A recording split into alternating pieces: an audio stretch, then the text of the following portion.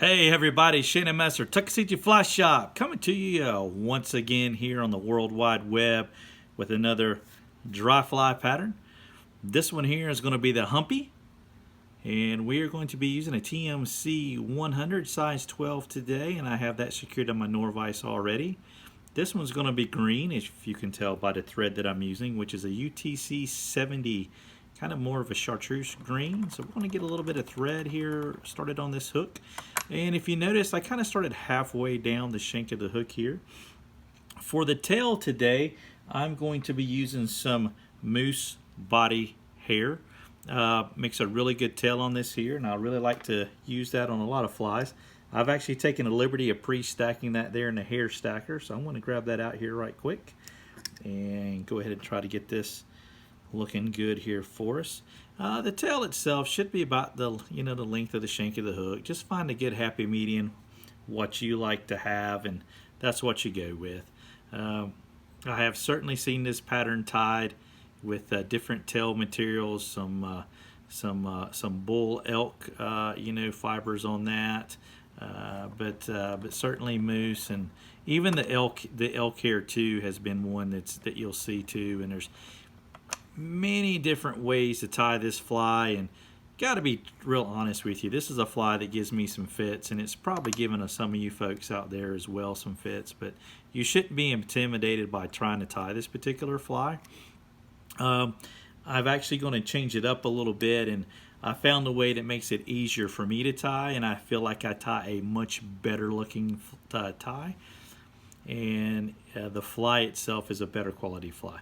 So for the wing today, I'm going to be using yearling elk hair. The yearling elk, as you can see right here, is a little bit thinner. It's not as hollow as, say, some of your other elk hair out there on the market. And the reason why I want to use that and why it's important is when we go to tie in this wing right here, it's not going to flare out as much, and it certainly gives us a much better looking wing.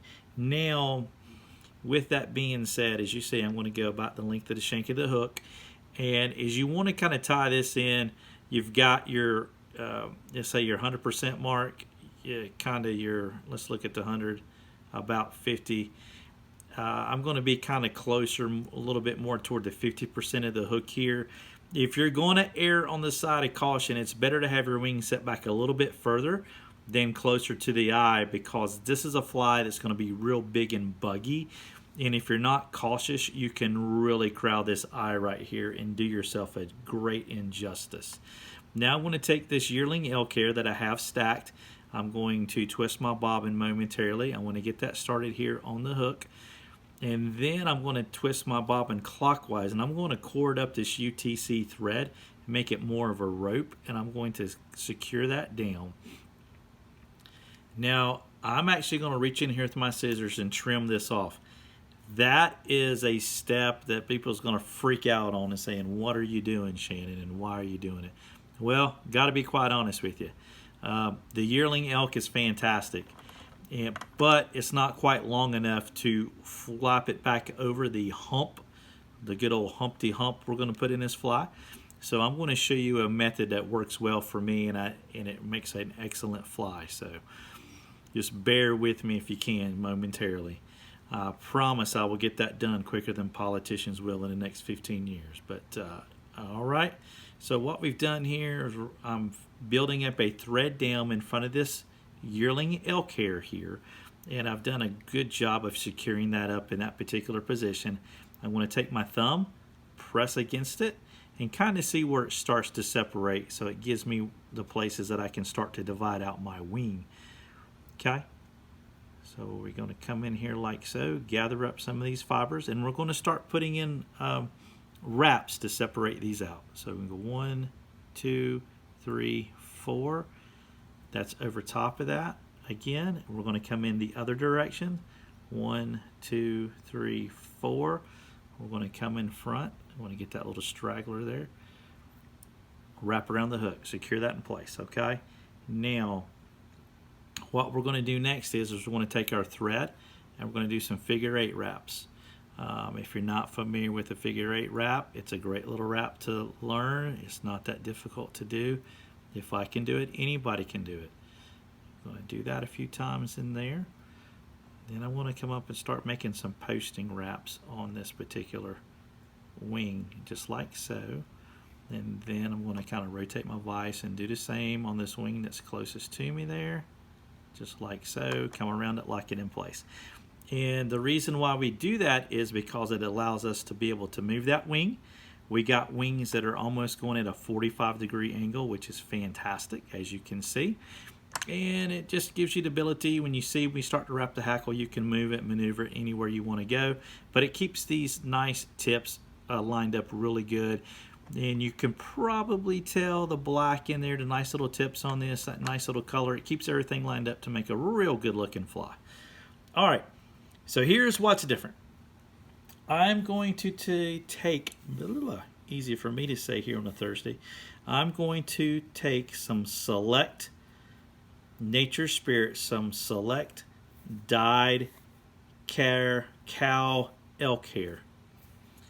Okay, and I take on my patches, and I'll take a Sharpie and write on the back of them what they are. So just a little tip there for you. And I'm just going to take off a small portion. We don't need a lot, okay? We don't need a lot to cover up this little hump we're going to put in here. I like this dyed color because it makes it a little bit easier to see on the water. And the other thing about doing it this way is that you're not having to stack any hair. You're not trying to fold over some small pieces, which is getting caught in your tail either. So we just take this hair, take your tips, trim them, just like that, whammo. And now I'm going to take this, lay up on top. I'm going to start capturing those pieces of elk, cow elk I should say. I'm going to hold it at an angle, and I'm going to work my way down the shank of the hook until I get to the end, okay? Now I can let go of that. And if you can see, you can tell that it's easy to decipher the difference between this wing case, or not really wing case, but this, whatever you want to call it today, this case coming over your body than it is your tail. And we're not having to deal with these real fine hair fibers on this one. This one is more hollow, and it's easier to work with it this way. But you can probably tell the more tension you put on this, it really tends to flare out on you. And we're not looking for that big flaring with our wings up here, so that's why I tend to do it this way. So now I'm going to take my Norvise and I'm going to start to build up our thread hump back here on this. It's almost an egg shape, but this is the beauty of having a vise like this right here. Automatic bobbins, you know, is in my last video, which we've not been able to get up, and maybe one day it'll get up for whatever reason. The internet doesn't like it. It's a very clean video, I promise. It's just a thunderhead. But this is the point when you're putting in some thread wraps on here, you can get to going and put 88 out the gate on this here, this Norvise for sure. So I feel like we got us a pretty good hump in here. Honestly, don't know if the fish really care, but we care more than the fish do. So at this point in time, I'm going to gather these cow elk hairs here. I want to get them, and I'm going to kind of give a little, if I can, I want to get them all bunched up here, and I want to kind of give a little twist to them as well. I'm going to pull it over and grab my thread and start to wrap that in, okay? As you can see, I'm just kind of dropping it on there like so. I'm going to pull down now. I'm going to do it one more time. While continuing to hold these, I'm going to come with my scissors. I'm going to trim them. Now, I've got these nubbins. That's great. We want the nubbins, okay? We're going to come in here like so. We're going to wrap those down like that. All right? So now we have created the body of our fly with the wings, the tail, the Humpty Hump, and our little case coming over the top. And if you can see that right there, that looks pretty doggone good, if I have to say so myself. Not to brag, but it looks pretty doggone good. And it's so much easier than trying to take this hair here and make it all in one thing, man. It's just, man, that's tough. That's tough. At least for me. You do what works right for you. We're going to use 2 hackle feathers, 2 rooster feathers on this. I have a grizzly, otherwise known as a Dominicker here in the South, and I have a brown one, close enough as we got. And you can see I've already stripped off those bottoms there. I'm going to trim those up a little bit. That's just a smidge long. I'm going to lay that up to the side of the hook here, and I want to get those started to secure those to the hook itself. Then I'm going to come in front, and I'm going to pull my wings back, and I'm going to get that secure there also. Now the other thing that's important on this fly is right in here where your hackle is going to be. We want a pretty good base in there, and it's fairly relatively even. So it looks like that's pretty good actually. So I'm going to put a 1/2 inch in here, secure my thread momentarily, put it over here on my docking post on the Norvise. Now, I like to wrap the hackle, both hackles at the same time, and more than likely you're going to get 5 to 6 wraps, probably 3 or so in the back of your wing, and 2 to 3 in the front of the wing, depending on how far forward you come with your wing. And that will give you a good clean eye. Now this fly is a big bushy fly, which is awesome. It floats like a doggone cork, and right there's 3. So you can see I've got 3 wraps right there. I want to take my finger, I'm going to pull those back out of the way momentarily. There's 1 wrap in front, there's number 2, and then there's number 3. Okay, and I'm very, very happy with that. Bring my thread off my Norvise post over here. I'm going to start capturing my hackle with a few wraps like so, getting that secure. And we've got a few little stragglers up here, which is fine. I'm not worried about that. We're going to take our 1/2 inch tool here. We're going to take and we're going to put a knot. We're going to clean up that eye of the hook there momentarily. All right, y'all see that? Real simple, folks. But this eye of this hook is ready to be used. You know, it's kind of like Rocky had to have the eye of the tiger to be able to win his boxing match. You know, we've got to have a clean eye to get our tippet through, so we have a chance of fooling a trout here in the beautiful mountains of western North Carolina. Okay, I think that looks pretty doggone good, and I hope y'all do too. It's okay if you don't think so. That's y'all's opinion. But we're going to come in here like so. I'm going to take my whip finish tool and put in a few little whip finishes here. I like to do 2. Okay, as you can see, this eye is super, super clean, just like so. Oh, baby, grab a slagger or 2, not a big deal. Look at there, whammo, just like that. The colors on this fly is infinite. You can use this chartreuse green, which is really good right now, yellow, red, black, orange, and I got to tell you something, folks, the orange bite is really starting to come on here in North Carolina.